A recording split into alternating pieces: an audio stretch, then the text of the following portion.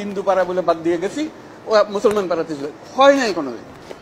একসঙ্গে গেছি, একভাবে গেছি। আপনারা বলেন যে আমি মানুষ, আমি বাংলাদেশের মানুষ, আমার সাংবিধানিক অধিকার এই, আমাকে দিতে হবে। আমাদেরকে একটু সাহায্য করেন আপনারা, ধৈর্য ধরেন, করতে পারলাম কি পারলাম না সেটা পরে বিচার করেন। গতকাল এখানে আসারও কথা ছিল, গতকাল আপনাদের সঙ্গে বসারও কথা ছিল, সময় হচ্ছে না বলে এটা আজকে চলে এসছে।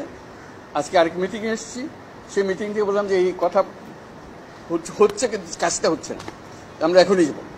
ওই অবস্থাতে চলে এসেছি, আবার ওই মিটিংয়ে গিয়ে যোগদান করবো।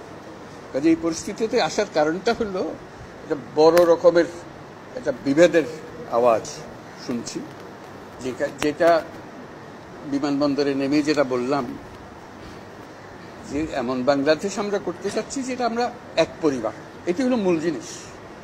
এখানে পরিবারের মধ্যে কোনো পার্থক্য করা, বিভেদ করা, এটার কোনো প্রশ্ন আসে না। আমরা বাংলাদেশের মানুষ, বাংলাদেশ, এটি আমরা নিশ্চিত করতে চাই। এটা নিয়ে আর কোনো বাদ বিবাদ ইত্যাদি জানি না। আমাদের গণতান্ত্রিক যে আকাঙ্ক্ষা, সেখানে আমরা বিবেচিত মুসলমান হিসেবে নয়, হিন্দু হিসেবে নয়, বৌদ্ধ হিসেবে নয়, মানুষ হিসেবে আমাদের অধিকারগুলো নিশ্চিত হোক। সমস্ত সমস্যার গোড়া হলো আমরা যত প্রাতিষ্ঠানিক আয়োজন এগুলো করেছি সব কিছু পচে গেছে।